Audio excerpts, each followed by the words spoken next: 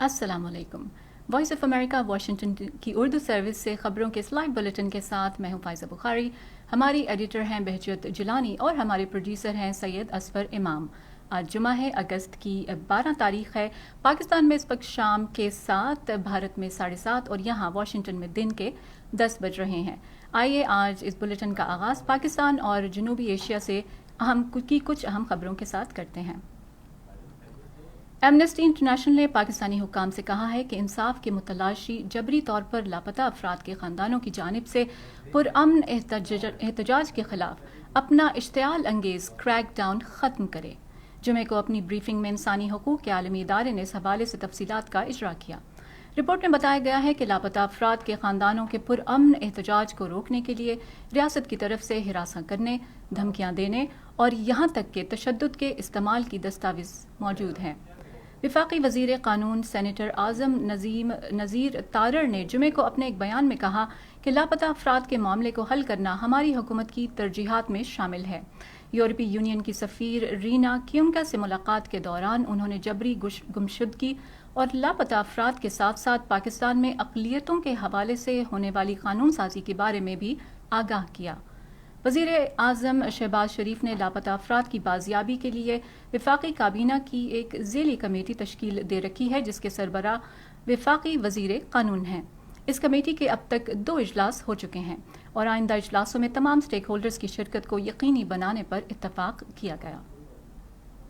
पाकिस्तान में हुकूमत रवां माली साल का पहला मिनी बजट सदारती ऑर्डिनेंस की शक्ल में पेश करने की तैयारी कर रही है और कई हुकूमती एहलकारों ने इस बात की तस्दीक की है कि ये बजट IMF के एग्जीक्यूटिव बोर्ड के इजलास से कबल मंजूर किया जाएगा, क्योंकि हुकूमत को शुबा है कि ऐसा न करने से फंड की जानिब से कर्ज प्रोग्राम को जारी रखना नामुमकिन होगा।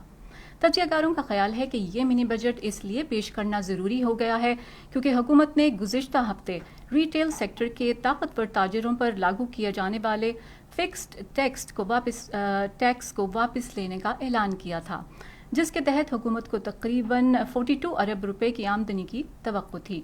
वज़ीर ख़जाना का कहना था कि हुकूमत को इस मद में हकीकी तौर पर सिर्फ 7 अरब रुपए की आमदनी की कमी का सामना करना पड़ेगा। ताहम माहिरीन का ये कहना है कि वज़ारत ख़जाना आइंदा मिनी बजट में तकरीबन 55 से 60 अरब रुपए के नए टैक्स लगाएगी। तज्ज़ियाकार समीउल्लाह तारिक का कहना है कि हुकूमत को IMF को रेवेन्यू के हदफ को पूरा करने की गारंटी देने की ज़रूरत है और इसके लिए हुकूमत को ये काम IMF के एग्जीक्यूटिव बोर्ड के इजलास से पहले करना होगा, जो कि इस माह की 29 तारीख को होना है।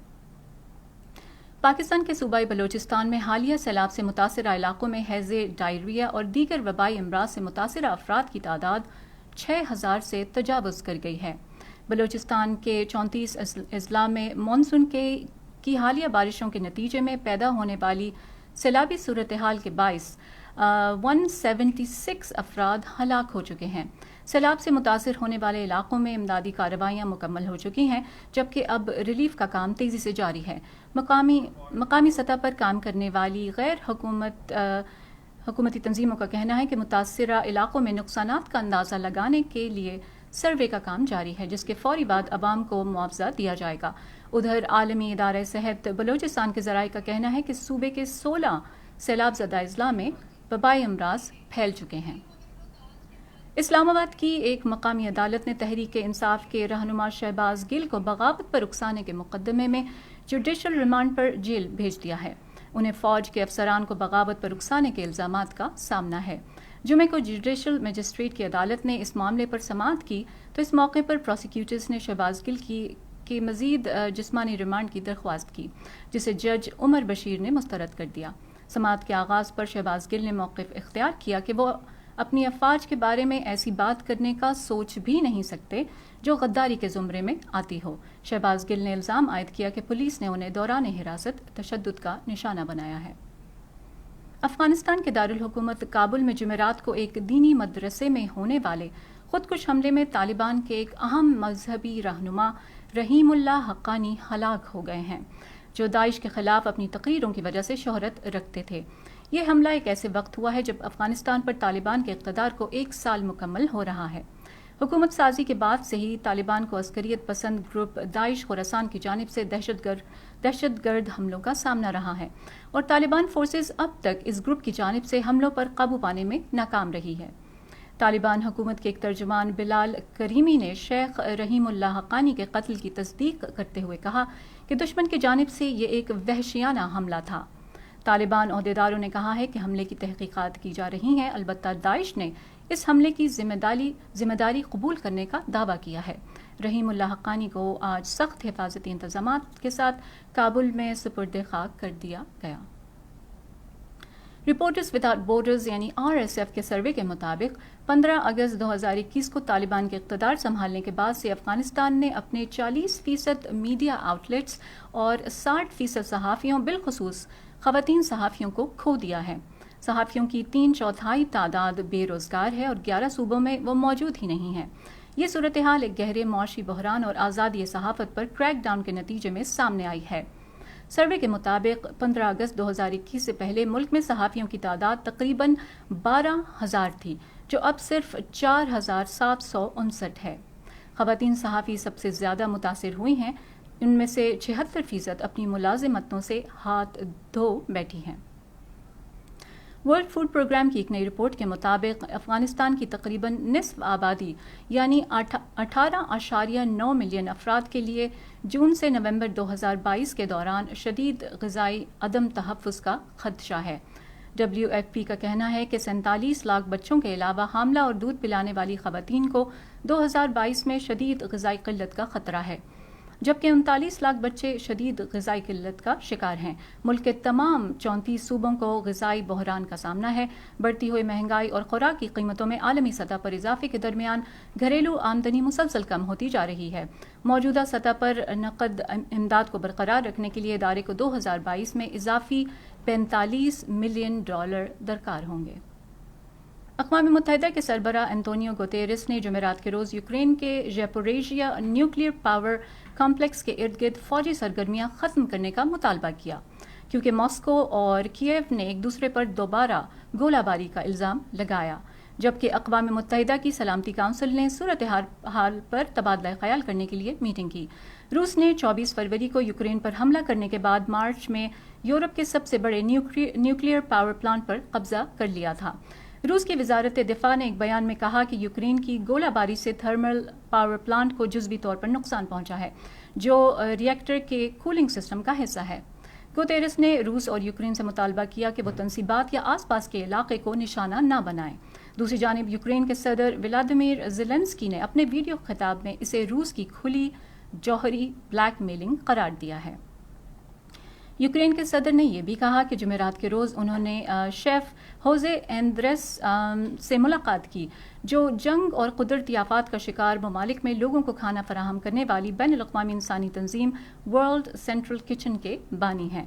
زیلنسکی نے کہا کہ ہمارے ملک کے خلاف روس کی مکمل جنگ کے آغاز سے اس تنظیم نے پولینڈ کے ساتھ سرحد پر تارکین وطن کے لیے کام کرنا شروع کیا، جس کے بعد یوکرین کے کئی شہروں میں بھی سرگرمیاں شروع کیں اور ہمارے شہریوں کے لیے 130 ملین سے زیادہ کھانے تیار کیے۔